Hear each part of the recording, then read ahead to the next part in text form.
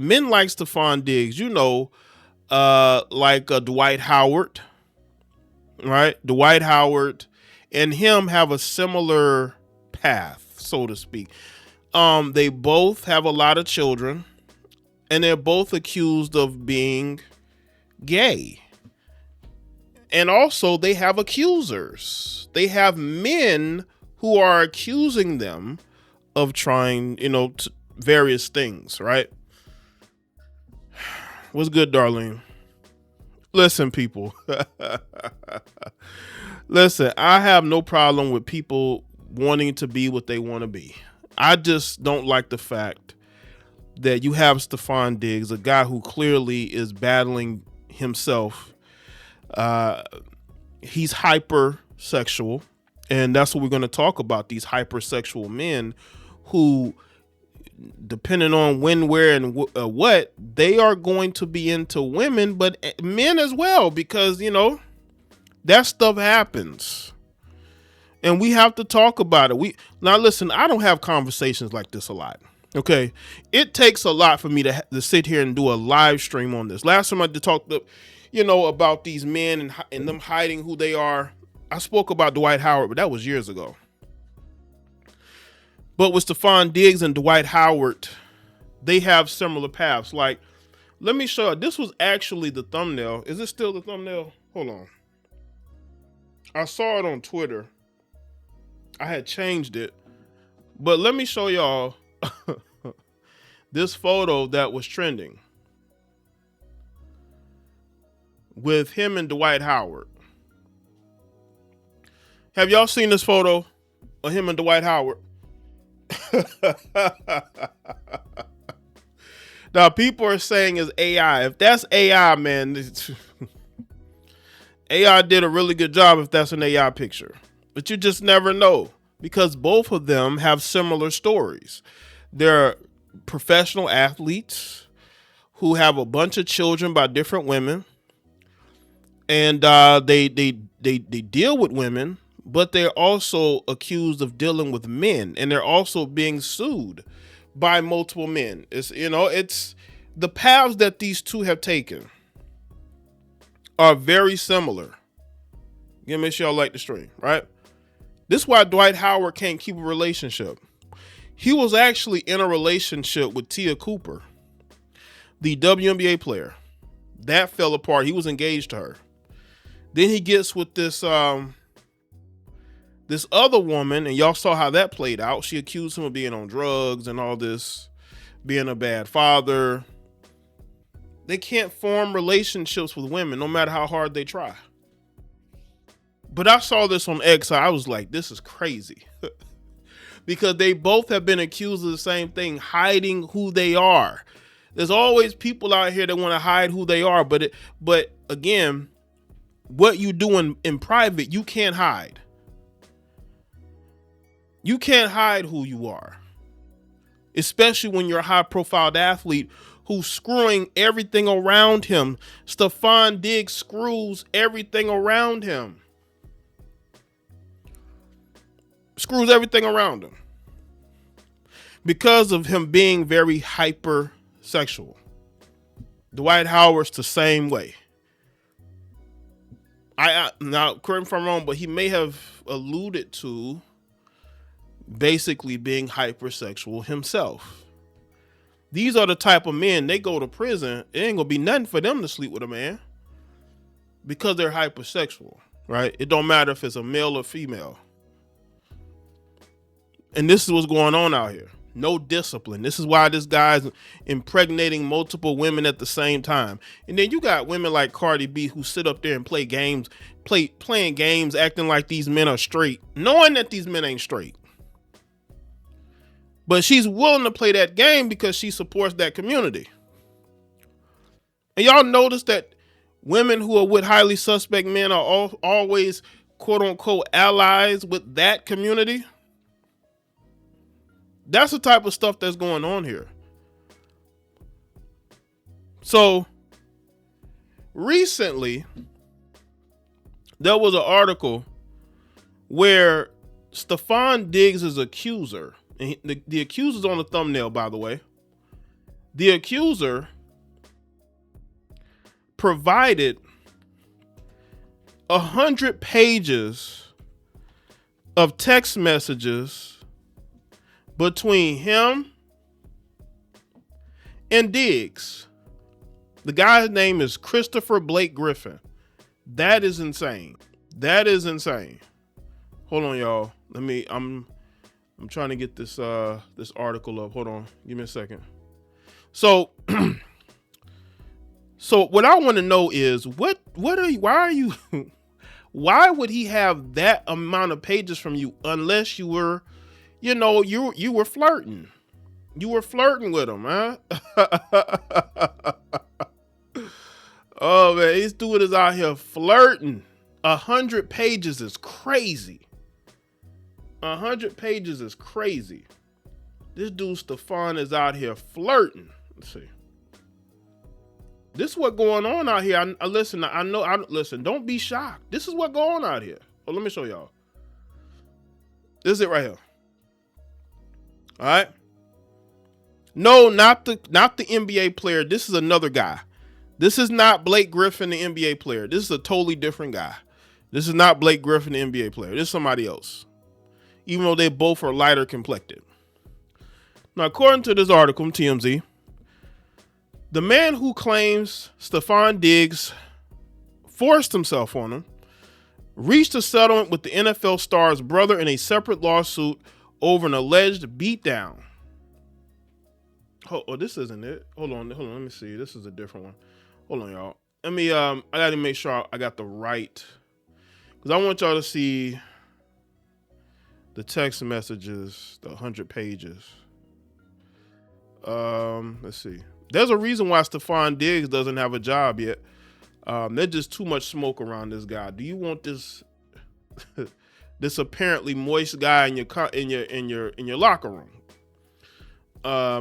Let's see. Okay. The legal battle between Stefon Diggs and the man accusing him of assault has entered a new phase, with the accuser telling the court he has produced more than 100 pages of messages that he says support his claims. The filing marks the latest development in a case that has grown from defamation dispute into a broader legal fight involving compelling allegations from both sides. According to newly filed court documents obtained by TMZ, Christopher Griffith says that he has turned over more than 100 pages of communication between himself and Diggs, including conversations exchanged through iMessage and Instagram. The filing comes after Diggs argued that Christopher had not produced Instagram messages during the recovery. Christopher's response contends that Diggs already possesses those messages. Diggs has maintained he can no longer access the conversation because Christopher blocked him on Instagram. Sure, right? Prompting his legal team to ask the court to order Christopher to provide the records. Christopher's latest filing argues that he has now produced the requested communications, which he says include exchanges across multiple platforms. Diggs has consistently denied those allegations, calling them false and alleging that they were made to generate online attention. Christopher has since countersued, alleging he was drugged and assaulted by Diggs and maintaining that his claims are truthful. Diggs has denied any wrongdoing. The courts have not ruled on the merits of either side's allegations. Okay.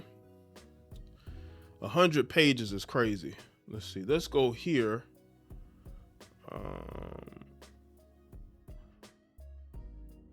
This is just an article where they asked about how do you know that, and he didn't want to say how he knew him. All right. This is what the topic is about in the title. The man who claims Stefon Diggs assaulted him reached a settlement with the NFL star's brother in a separate lawsuit over an alleged beatdown. TMZ has learned. According to court documents obtained by TMZ, Christopher Griffith hashed out a deal to drop his $10 million suit against Diggs in an LA apartment complex. No details of the settlement were disclosed in the document. Christopher claimed that he was attacked by Derez and others in May 29th of 2023. Salute to First Op who sent a star. Salute to you, man. And had over $100K in property stolen. In a separate lawsuit against Diggs, which is still pending. Shout out for the 100. Which is still pending. Christopher claims that he was hanging out with Diggs at his home when he was drugged. He says Stefon exposed his private area and wow, which led to him telling the NFL star to put his member away. He claims Stefon tried to kiss him later, but he evaded. That's some sicko behavior. That is some sicko behavior. But there are allegations. Christopher claims Stefon then placed his tongue in Christopher's ear in a kissing manner and whispered to him to come to his room. Christopher claimed that he was approached by Derez and two women who threatened to harm him if he said anything about what happened with Stefon. Two women, by the way, two women. So you got two heifers who know that this dude is into certain things, according to this report, and they support him. And they were willing to threaten this guy to defend Stefon Diggs.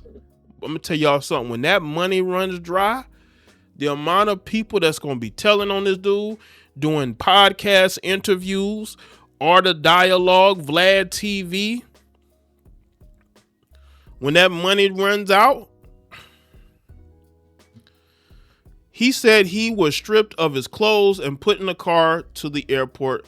A week later, he said he was attacked outside an elevator in his apartment building by Derez and others. Stefon and Derez denied all allegations of wrongdoing previously and countersued Christopher for defamation. But the fact that the brother is settling is not good. It just shows that there's some guilt there. And the whole thing is caught on video. You can't dispute that. He did get attacked because, again, it's on video. Now, Stefon Diggs tried to claim that stuff was stolen from him. But you look at that video, that dude like he was running for his life. Again, this guy, the people around this guy, it's almost like a cult. Everybody around this guy knows that Stefon Diggs is weird. And he's into weird things. And they're willing to defend him. They're willing to defend him. Salute First Op. They're willing to defend him. They were willing to beat up and rob this guy and threaten him not to say anything. Like, this dude did not want to have relations with Stefon, but Stefon wanted to have relations with him. Salute to Brian Turner. Melanated women have a love for rainbow men that would shock a lot of dudes. Don't let him be rainbow and dysfunctional. Ideal man for a lot of broads. Salute, Brian. And the thing is this, a lot of these women support the gay community until they find out the guy they're with is, and they try to make fun of him. But you knew he had tendencies before you got with him. Y'all have conversations. You sleep with him. You know what he's into. You know what he's into. He's told you things. And it's clear like this guy is very hyper sexual. And it depends on where he is. Like if he's around women, he's gonna sleep with women. If he's around dudes, I mean, it's up from there. There's just a lot going on with this guy, man. And people need to understand that there's a reason why even when he was with the Minnesota Vikings, his teammates did not want him dating their sisters because they knew he had some weirdness in him. They see him, they're around him. They know they've probably gone out to parties with him. And that was before we knew what we know about him as far as these women he dealt with. But again, like I said, all those people around him who protect his secrets, they're going to turn on him when the money runs dry.